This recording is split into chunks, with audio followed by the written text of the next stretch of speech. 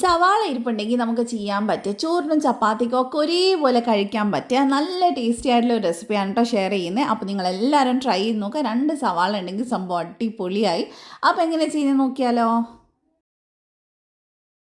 അപ്പോൾ ആദ്യം തന്നെ ഒരു പാൻ വെച്ചിട്ട് അതിനകത്തോട്ട് നമുക്ക് ഒരു 1/2 ടേബിൾ സ്പൂൺ കടുക്, അതുപോലെ തന്നെ ഒരു 1/4 ടീസ്പൂൺ വലിയ ജീരകം, അതുപോലെ 2 നുള്ള് ഉലുവ ചേർത്തിട്ടുണ്ട്. ഇതെല്ലാം കൂടി നമുക്കൊന്ന് വറുത്തെടുത്തിട്ട് വരാം. വലിയ ജീരകത്തിൻ്റെ ടേസ്റ്റ് ഇഷ്ടമില്ലാത്തവരാണെങ്കിൽ സ്കിപ്പ് ചെയ്തോളൂ കേട്ടോ, അത് നിർബന്ധമൊന്നുമില്ല. അപ്പോൾ നന്നായിട്ട് നമ്മൾ വറുത്തെടുത്തിട്ടുണ്ട്, കടുകൊക്കെ പൊട്ടിയിട്ടുണ്ട്, കരിഞ്ഞു പോരുത് കേട്ടോ, അപ്പോൾ ഒരു കയ്പ്പ് ടേസ്റ്റ് വരും. ഇനി നമുക്ക് ഇതെടുത്തിട്ട് മിക്സിയിൽ ചെറിയ ജാറിലേക്ക് ചേർത്ത് കൊടുക്കാം, പൊടിക്കാൻ വേണ്ടിയിട്ടാണ്. ഇനി ഇതിനകത്തോട്ട് 1/4 ടീസ്പൂൺ മഞ്ഞൾപ്പൊടി, 1 ടീസ്പൂൺ മല്ലിപ്പൊടി ചേർത്ത് കൊടുക്കുന്നുണ്ട്. എരിവിന് ആവശ്യത്തിന് മുളക് പൊടി, ഞാൻ ഇവിടെ കാശ്മീരി ആയതുകൊണ്ട് 1 ടേബിൾ സ്പൂൺ എടുത്തിട്ടുണ്ട്.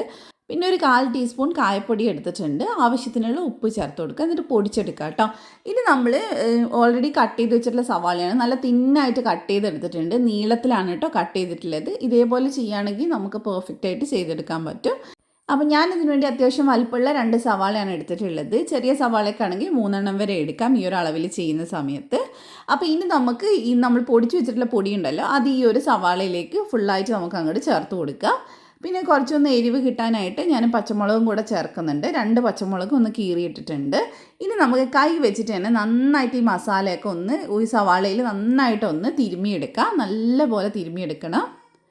അതിനുശേഷം ഇതിനകത്തോട്ട് വിനാഗിരിയാണ് കേട്ടോ ചേർത്ത് കൊടുക്കുന്നത്. അപ്പോൾ ഞാനൊരു 3 ടേബിൾ സ്പൂണോളം ചേർത്ത് കൊടുക്കുന്നത്, അത് ഏകദേശം കറക്റ്റ് ആയിരിക്കും. വിനാഗിരിക്ക് പകരം നാരങ്ങ നീര് വേണമെങ്കിൽ നമുക്ക് ചേർത്ത് കൊടുക്കാം. നല്ലപോലെ ഇനിയൊന്ന് മിക്സ് ചെയ്തെടുക്കുക. അപ്പോൾ ഇൻസ്റ്റൻ്റ് ആയിട്ട് ഉണ്ടാക്കുന്ന ഒരു നോർത്ത് ഇന്ത്യൻ സ്റ്റൈലിൽ വരുന്ന ഒരു പിക്കിളാണ് കേട്ടോ നമ്മളിന്ന് ഉണ്ടാക്കുന്നത്. ഭയങ്കര ട്രെൻഡിങ് ആയിട്ട് ഇപ്പോൾ യൂട്യൂബിലും ഇൻസ്റ്റാഗ്രാമിലും ഒക്കെ കാണുന്ന ഒരു റെസിപ്പിയാണ്. അപ്പോൾ ട്രൈ ചെയ്തപ്പോൾ എനിക്കും ഇഷ്ടമായി. അപ്പോൾ ഇനി നമുക്ക് നല്ല ചൂടുള്ള ഓയിലാണ് വേണ്ടത്. ഞാനിവിടെ സൺഫ്ലവർ ഓയിൽ എടുത്തിട്ടുള്ളത്. സൺഫ്ലവർ ഓയിൽ ചെയ്യുമ്പോഴും നല്ല ടേസ്റ്റാണ്, ഇല്ലേ കടുകെണ്ണയൊക്കെ എടുക്കാം. അപ്പോൾ അത് ഏകദേശം 2 ടേബിൾ സ്പൂൺ ചൂടാക്കിയിട്ടുണ്ടായിരുന്നു, മുഴുവൻ ചേർക്കണ്ട, ആദ്യം കുറച്ച് ഒഴിച്ച് നോക്കുക. എന്നിട്ട് സവാള എല്ലാം നന്നായിട്ട് എണ്ണയിലൊന്ന് മിക്സ് ആയിട്ട് കിട്ടണം, അത്രയും മാത്രം ചേർത്ത് കൊടുത്താൽ മതി. അപ്പോൾ ഏകദേശം 1-1.25 ടേബിൾ സ്പൂൺ എടുത്തിട്ടുണ്ടാവുള്ളൂ എണ്ണ. നന്നായിട്ട് മിക്സ് ചെയ്തിട്ട് നമുക്കിനി ഇത് ചോറിൻ്റെ കൂടെ സെർവ് ചെയ്യാം.